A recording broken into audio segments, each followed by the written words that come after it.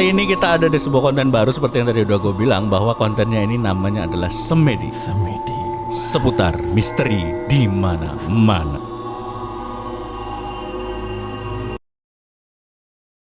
Kok tiap gelas itu isi dia nggak ada, tapi tiap gelas ini kosong, kok dia ada? Kayak gitu. Siapa itu kayak gitu? Jangan-jangan ada yang nyabotase ini, Wah. gitu, kan, kayak gitu. Ada mungkin intel atau gimana gitu kan. Ada cepunya. Ada semuanya gitu kan. Gawat ini gitu kan. Tapi kayaknya bukan deh gitu. Siapa ini? Terus habis itu mungkin mabuk atau gimana. Ngelamur lah. Lamur lah kayak gitu. Lalu minum lagi kayak gitu, terus muter lagi. Nah pada saat kemudian muter lagi itu, tadinya kan ngitung. Ini aku nyebut nama pak. Ngabsen. Misalnya kayak gitu, misalnya Tony, Indra, Timi, Denny, Aldo. Nah begitu nyampe dia, aku kan bingung. Itu siapa? Kayak gitu. Loh, siapa ya? Kayak gitu. Kenal namanya juga. Begitu gelas mau nyampe lagi, aku tahan. Tunggu dulu. Itu siapa? Kayak gitu. Teman-teman mau nggak mau ngelihat ke arah yang aku tunjuk dong, kayak gitu. Itu siapa ya? Kayak gitu. Tadi yang duduk di situ ikut minum itu siapa ya? Aku kayak gitu. Halo teman-teman, waduh, selamat pagi, siang, sore, malam, dimanapun Anda berada, mau di rumah, mau di kosan, mau di penjara, nggak mungkin ya, maksudnya, karena dia langsung ketawa. Dimanapun Anda menonton acara ini, karena selamat datang di sebuah acara horor yang tidak biasa, karena Anda berada di Cerita Horny, Cerita Horror Night.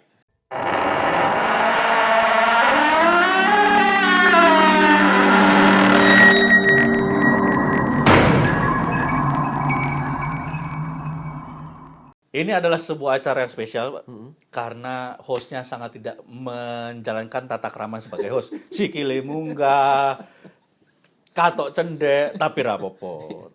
Karena ini menggambarkan bahwa isi dari konten ini, yang juga belum tentu bagus.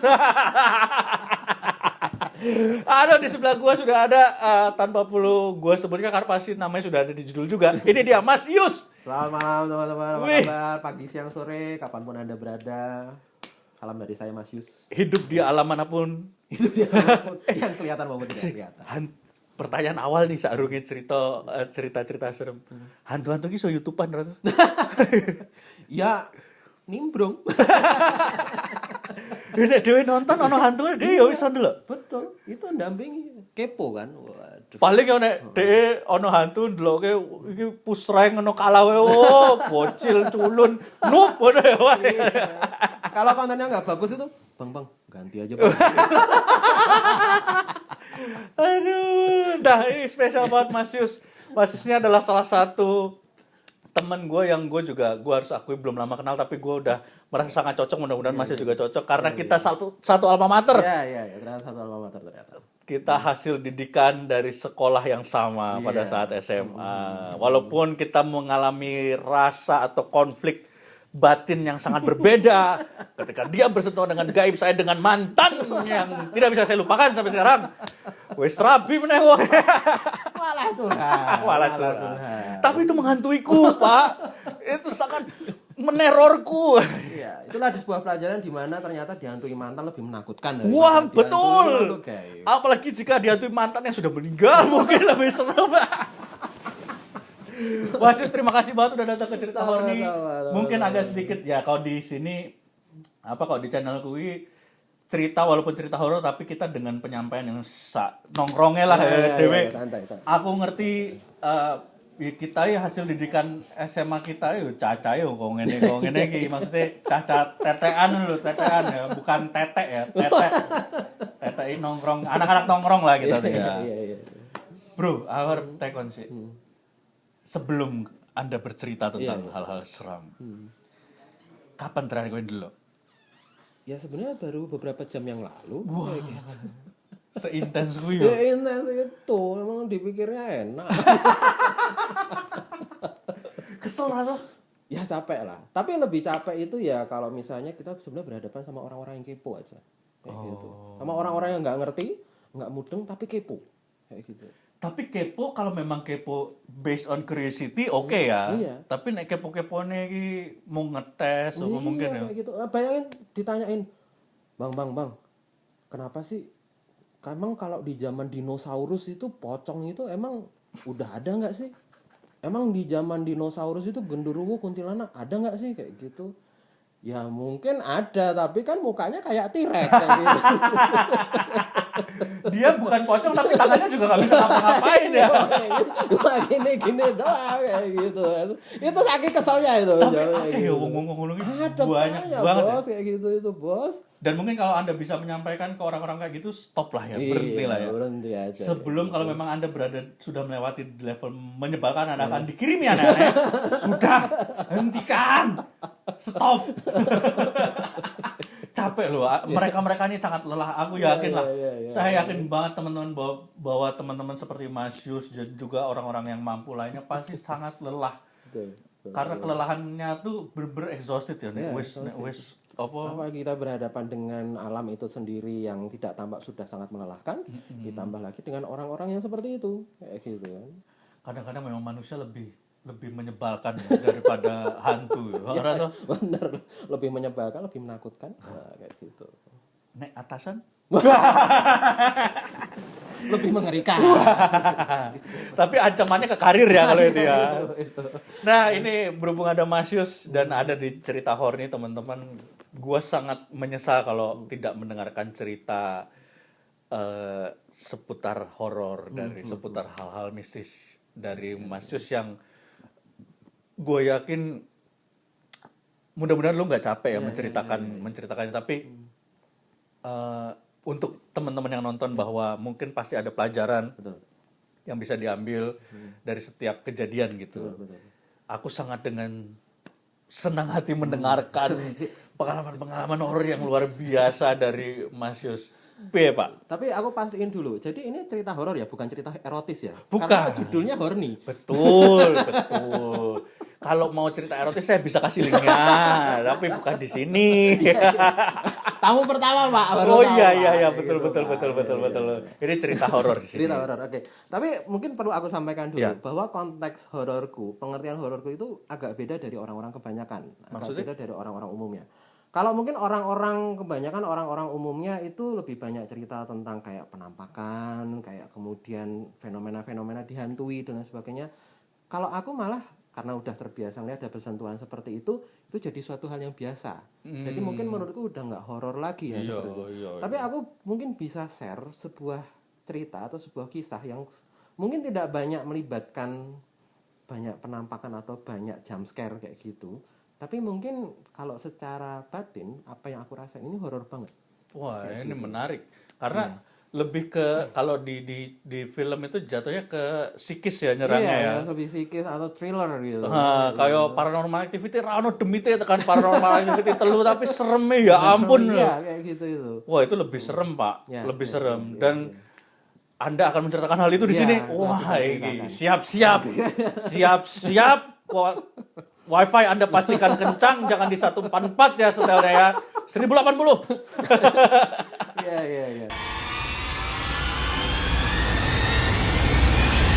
Buat lo yang punya cerita atau pengalaman menyeramkan, silakan bagikan cerita lo di email renovenadi@gmail.com. Siapa tahu cerita lo akan gue bawakan di cerita horny episode yang akan datang, atau bahkan mungkin juga lo yang gue undang untuk cerita langsung ke semua penonton cerita horny. Kita lanjutkan cerita horny kali ini.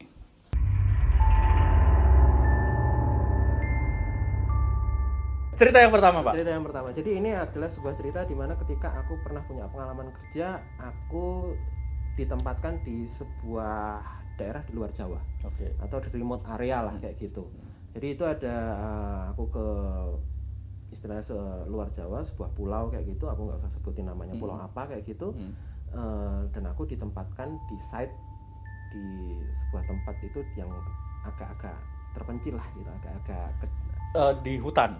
Ya nggak di hutan juga, tapi mungkin istilahnya daerah-daerah ya kayak pedesaan kayak gitulah. Jauh dari pemukiman. Jauh dari pemukiman atau dari kota kayak gitu. Nah, Dan memang dari kota ke tempat itu ya paling harus sekitar 4 sampai 5 jam. Gitu. Jadi lumayan jauh. Jauh, Pak. Dan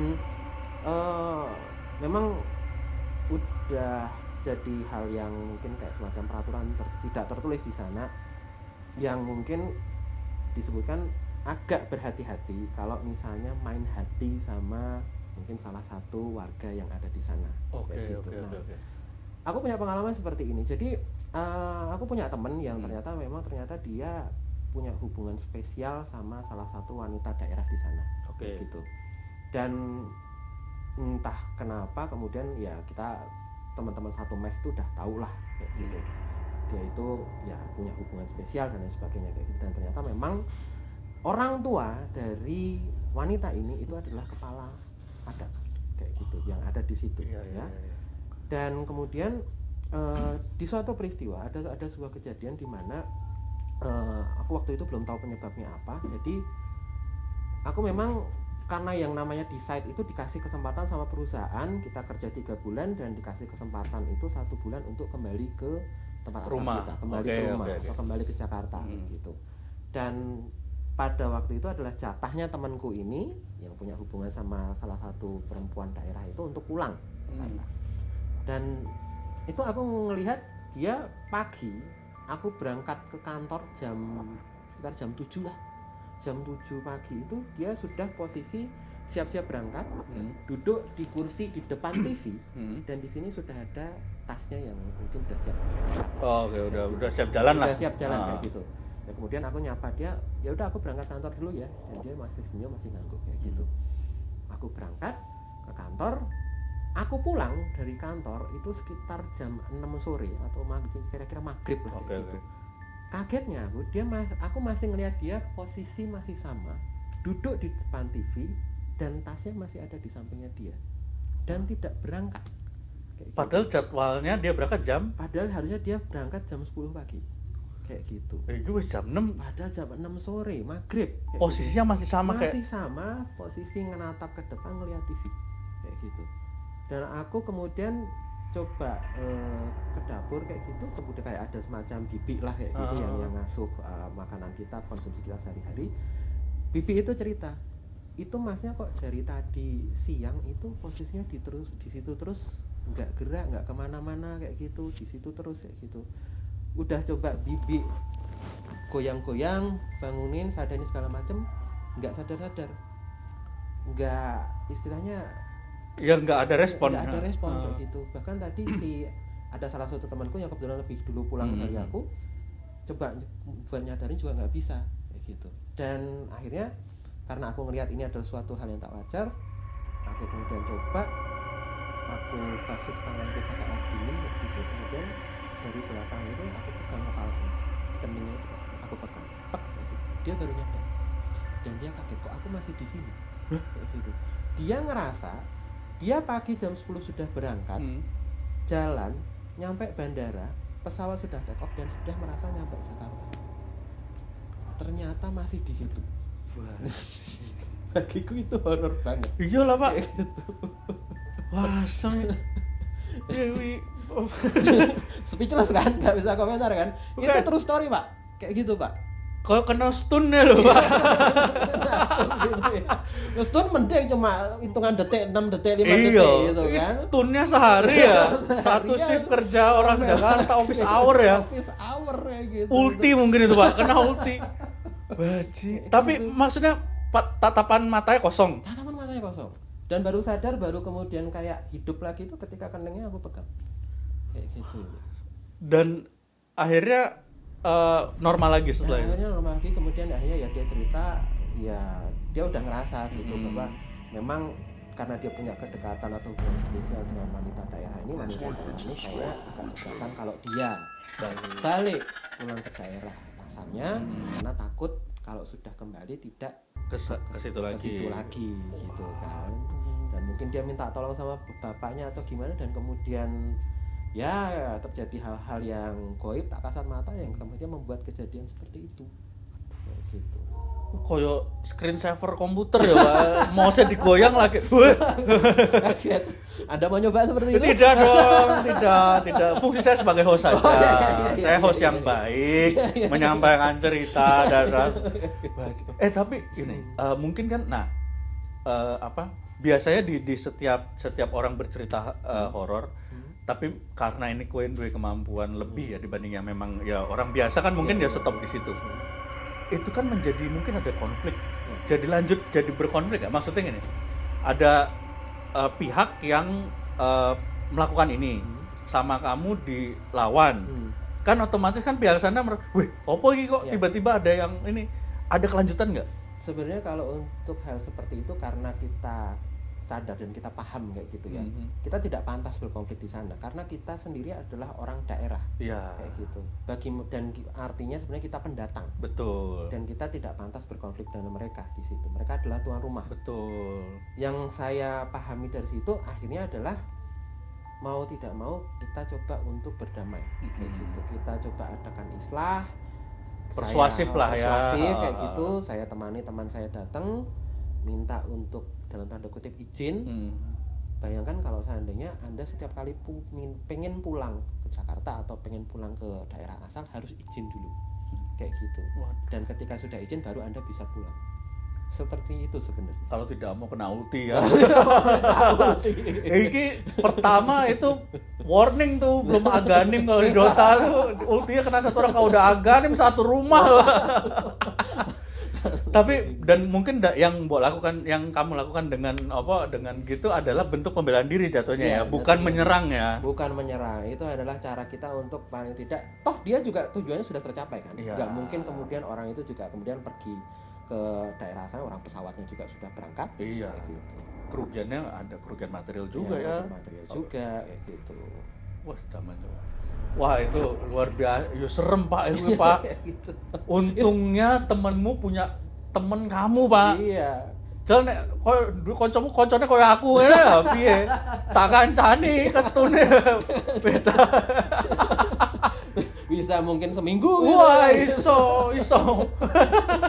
Wah, gila sih itu. Maksudnya ya itu, dan memang di Indonesia kan kita nggak bisa pungkiri bahwa Nusantara tuh punya kearifan lokal, punya kebudayaan luhur yang luar biasa dari zaman dulu kan ya. Gitu. Yang itu membentuk jadi ada ya, kita suka atau nggak suka, terima nggak terima, menjadi ada kayak apa istilahnya, ada kayak tumbuh bersama dengan hal-hal seperti itu ya Pak ya. Betul.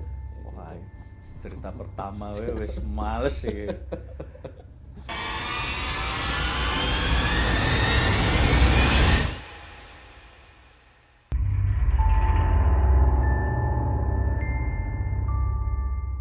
Cerita selanjutnya kembali lagi bahwa saya nggak bicara tentang penampakan, tapi memang sebenarnya kalau yang namanya penampakan itu yang menurut saya horor, atau sebenarnya bukan horor sih, menyebalkan, itu adalah sosok-sosok yang kemudian menyerupai jadi salah satu dari kita, atau salah satu teman, atau salah satu keluarga, atau mungkin salah satu orang yang kita kenal. Oke. Berarti istilahnya dia bukan berwujud orang, setan dalam wujud orang yang kita kenal. Misalnya kalau kuntilanak kan orang asing ya gitu ya.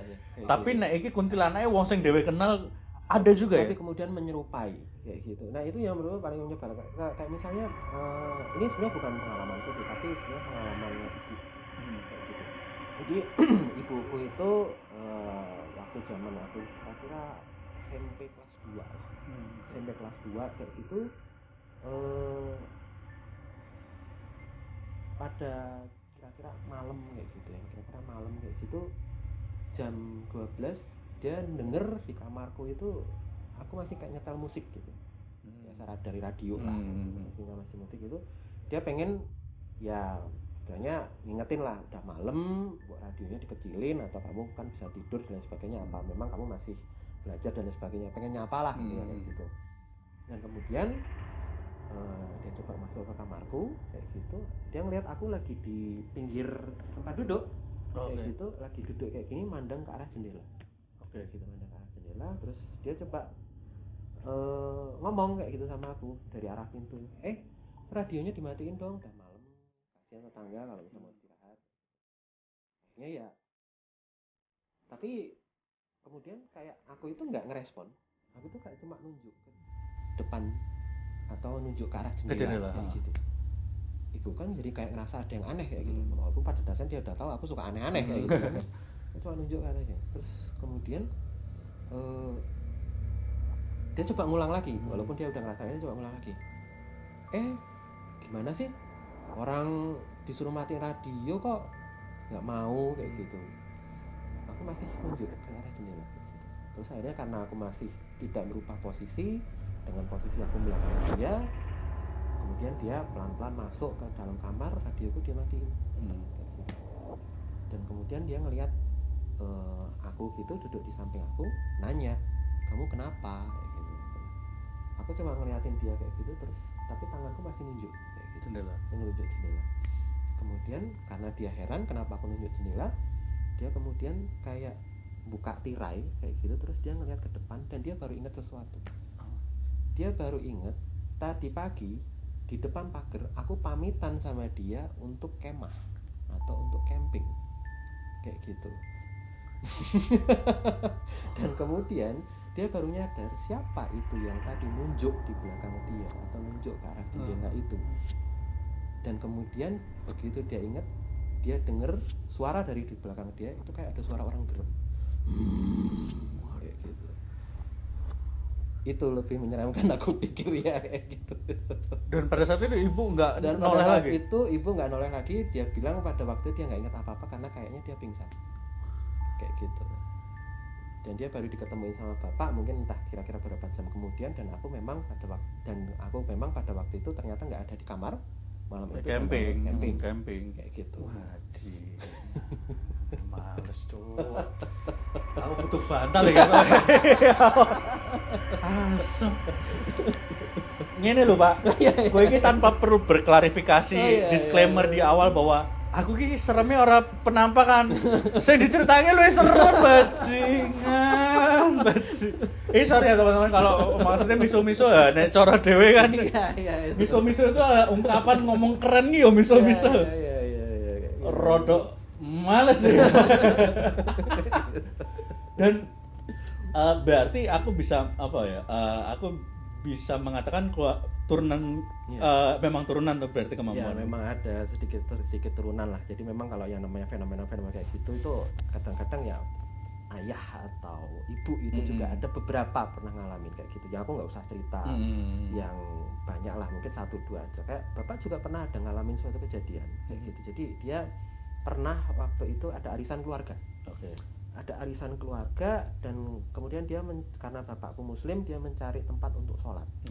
Ternyata kamar itu penuh karena pada waktu itu keluarga kumpul semua kayak gitu, dan hanya ada tersisa satu kamar di belakang yang sekarang jadi gudang gitu. Dan di gudang itu jadi kayak ada barang-barang kardus dan tumpuk apa segala macam, dan di situ ada dipan kayak gitu, ada dipan yang udah nggak pakai kayak gitu. Dan di situ kemudian jadi kayak ada space kayak gitu, dan dia sholat di situ. Dia gelar sajadah kayak gitu, terus habis itu dia mulai sholat kayak gitu, tapi kemudian ngerasa nggak nyaman kayak gitu. Dia ngerasa nggak nyaman pas dia dalam posisi sujud. Sini berat, punggung dia berat, kayak ada yang duduk di atas dia kayak gitu, kayak ada yang duduk di atas dia. Dan karena dia nggak bisa bangun kayak gitu, dia ngebuka mata, dia ngelihat ke samping.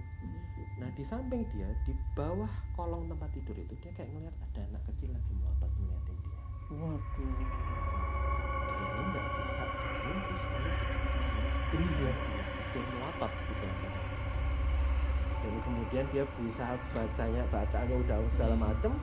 Akhirnya entah gimana caranya dia bisa bangun lagi, lepas, dan akhirnya dia ya batal sholatnya gitu, ulang wudhu. Dan sejak saat itu dia kemudian nggak berani lagi yang namanya sholat sendirian, milih kalau ada apa-apa mending sholat jamaah di masjid.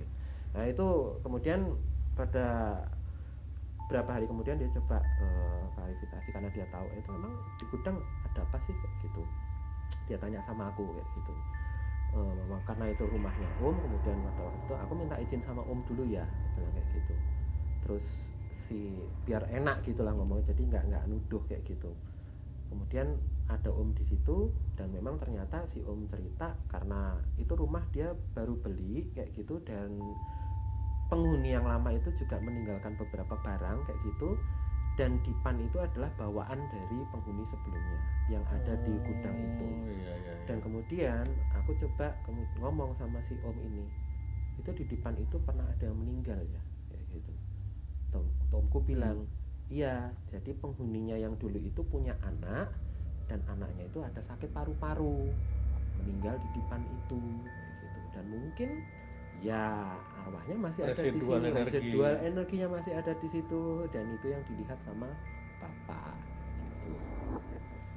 Jaluk tulung Pak. Kayak gitu bisa kayak masih di kolong itu atau gimana, atau mungkin dulunya waktu hidup hobi main petak umpet, yang suka ngumpetnya di situ kayak gitu. Aduh. Berarti apa? Nah ini aku agak rancu nih.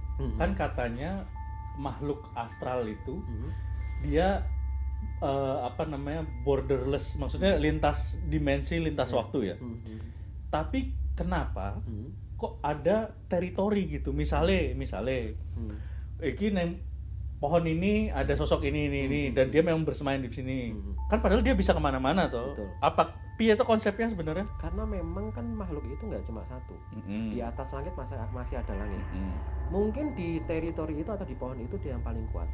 Tapi kalau misalnya di daerah lain, dia harus berhadapan dengan penguasa lain. Dan mungkin aja penguasa lain itu tidak mengizinkan dia masuk atau pindah tempat kayak gitu. Tetap ada konsep teritori itu maksudnya adalah karena tidak izin atau jadi nggak punya power. Betul, jadinya ada yang lebih kuat pada intinya. Karena pada dasarnya kan mereka adalah energi, dan energi itu ya siapa yang kuat dia yang lebih unggul. Benar. Dan kalau nih misalnya hantu nih, ini kan kalau kita di manusia nih ada batas tembok. Hantu itu kan mereka ya nggak menganggap ini tembok, bisa nembus.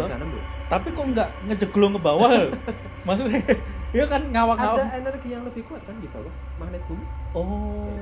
Dan karena mereka itu sebenarnya karena mereka adalah energi, dan mereka kemudian di bawah itu ada energi yang lebih kuat, maka kan jadinya mereka ngambang. Gitu. Konsep fisikanya di situ. Ya, aku paham jadinya. Buat lo yang punya cerita atau pengalaman menyeramkan, silakan bagikan cerita lo di email renovenadi@gmail.com. Siapa tahu cerita lo akan gue bawakan di cerita horny episode yang akan datang, atau bahkan mungkin juga lo yang gue undang untuk cerita langsung ke semua penonton cerita horny. Kita lanjutkan cerita horny kali ini.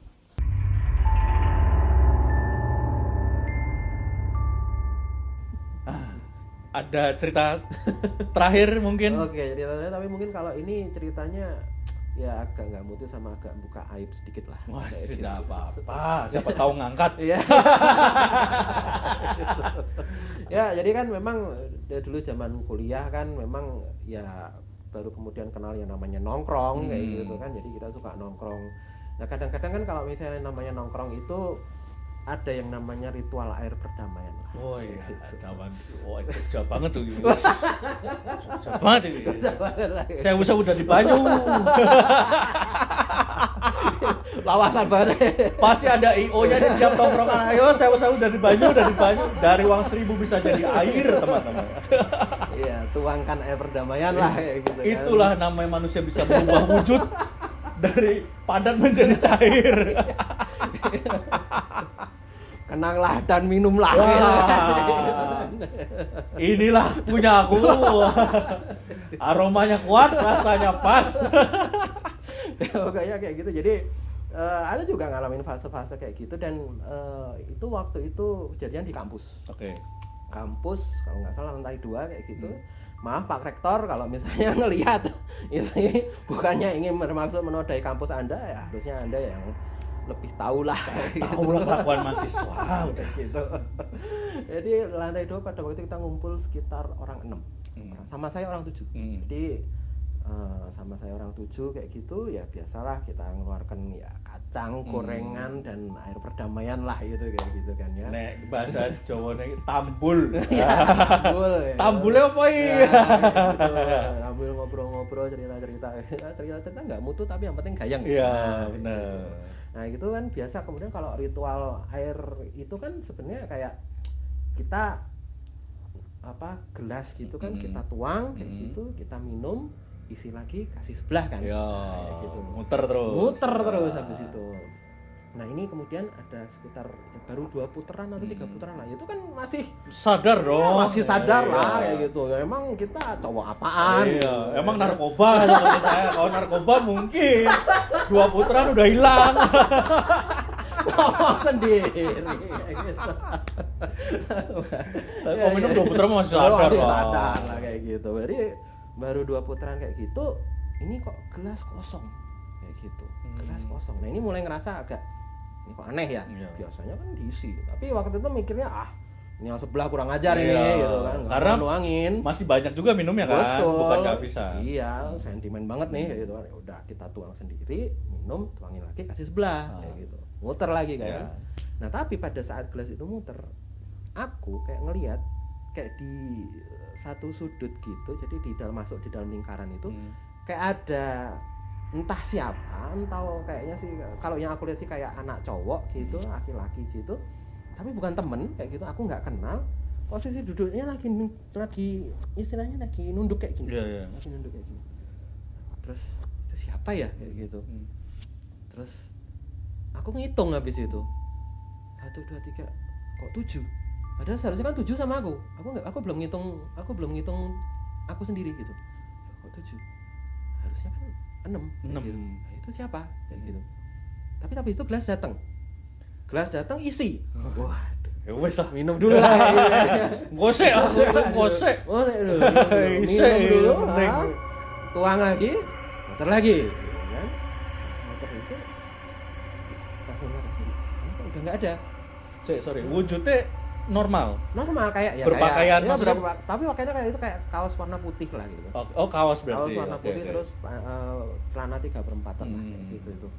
Kayak anak biasa, makanya kan aku bingung kayak gitu. Siapa? Tapi pada waktu itu aku ngelihat gelas muter lagi kok nggak ada kayak gitu. Wah, mungkin rodok ngangkat nih ya. Ape. Mungkin ya mungkin airnya mungkin berefek lah Iya, gitu. takarannya pas ya. Tapi kan kalau menyerah kan malu Iya, kan, kayak gitu. heeh. Kan. Nah, terus habis itu gelas datang lagi. Kosong, Pak. Ya gitu, Bro. Kok kosong lagi? Terus aku ngelihat di sudut sana anak itu ada lagi. Kayak gitu. Jadi kok tiap gelas itu isi dia nggak ada, tapi tiap gelas ini kosong kok dia ada kayak gitu. Siapa itu kayak gitu? Jangan-jangan ada yang nyabotase ini gitu kan kayak gitu.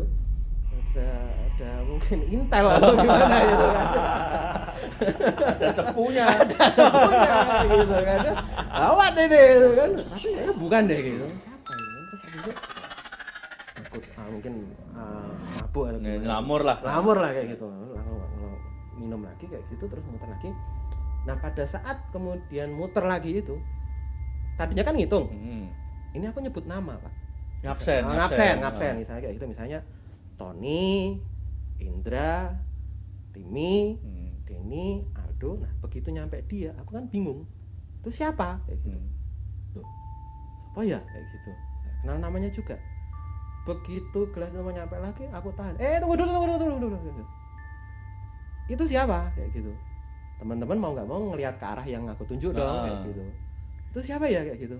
Terus yang duduk di situ ikut minum itu siapa ya? Aku kayak gitu. Itu nggak tahu siapa yang mulai, siapa yang kemudian menginisiasi. Ada yang teriak, wah, pada buat semua, lari semua. Habis itu satpam sampai kelihatan betul kan nggak jelas kayak gitu. Yang aku punya bayangan jangan-jangan hantunya lari juga gitu.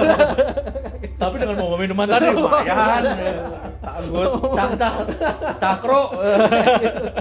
Oh, itu bubar semua kayak gitu. Nah, itu sampai sekarang itu misteri itu tidak terselesaikan, Pak. Orang mbok goleki maksudnya misteri unsolved itu. Jadi setiap mungkin antara 6 orang termasuk aku 7 orang itu ketemu kayak gitu. Itu kita masih engkel-engkelan sampai sekarang itu. Jadi kalau ada reuni istilahnya temu manuk itu, itu sampai sekarang itu kita beda pendapat terus. Itu kita yang mabuk, Pak. Itu sebenarnya nggak ada. Cuma halusinasimu aja. Enggak, aku lihat kayak gitu. Itu hantu, ada yang nyamur lagi. Itu aku ngelihat, yang Mas Yus lihat itu aku juga lihat. Itu ada yang duduk di situ nyengenges. Wah, pokoknya lu cerita udah macam-macam lah kayak gitu. Nah, menurutku yang paling nyebelin, paling horor itu yang kayak gitu itu. Iya sih. Momennya nggak pas ya. Iya, gitu. Dan itu kan menimbulkan perpecahan, Pak, sampai Betul, sekarang. bubarin tongkrongan. Bubarin tongkrongan. Itu emang Anda hantu-hantu, tolong lah. Paling enggak ya jangan pas lagi mendem lho. Kan piye yo lagi penak lho, Bos. Ojo lah ya. Iya. Kayak gitu. Wah, menarik banget ya ceritanya bahwa ya cerita awal tadi menyeramkan, cerita terakhir menunjukkan bahwa sisi Mas Yus juga yang punya kemampuan seperti ini juga masih ada sisi manusianya dikageti yo Melayu. Iya, apalagi nggak tahu siapa yang teriak gitu. Nah, kuwi ya. Tapi mungkin terakhir ya aku arep tekon. Kowe isih ono wedi ra karo sebenarnya kalau yang namanya manusia, setiap manusia itu takut itu masih ada. iya. Cuma kalau aku sendiri karena udah sering yang mengalami, mindsetku itu cenderung kalau misalnya oke, setelah tak takut kita terus mau apa? Kayak gitu. Itu yang sebenarnya aku pegang. Karena kan sebenarnya walaupun kondisi takut, kita itu kan bebas sebenarnya. Benar. Yang aku terapin kalau dalam bahasa filsafat itu ada istilahnya teologi pembebasan. Kamu dalam kondisi ditodong pisau sekalipun, itu sebenarnya kamu bebas nih. Bebas. Kamu mau teriak bisa? Betul. Kamu mau lari bisa? Betul. Kamu mau berontak bisa, ngelawan bisa, dan lain sebagainya. Takut pun sama kayak gitu. Nggak ada yang mengharuskan kamu tetap di situ. Mau lari ya boleh. Nggak ada yang mengharuskan kamu untuk diem aja. Mau balik getak ya boleh, kayak gitu. Atau istilahnya mau meranggol, terus kene wae ya, kayak gitu. Iya, Lagi nonton ya. ada apa? Atau mau ikut nonton YouTube? Wah. Horny? Mengembangkan channel ini. Tapi tolong Anda datang pas ada Mas Yus. Jangan. Saya sendiri. Jangan. Saya cukup dihantu oleh mantan saya. Dan kisah-kisah yang tidak terselesaikan. Cinta bertepuk sebelah tangan, berujung di tangan kanan. Ujung tangan kanan ngechat maksudnya. Kirain tangan kanan di kamar mandi. Oh iya, bisa ngechat di kamar mandi. Iya, di kamar mandi juga. Tangan kiri cawe. Masih suwun tenan ya Pak ya, seneng banget awake kowe bisa berkunjung ke channelku yang ya apa adanya ini. Siap.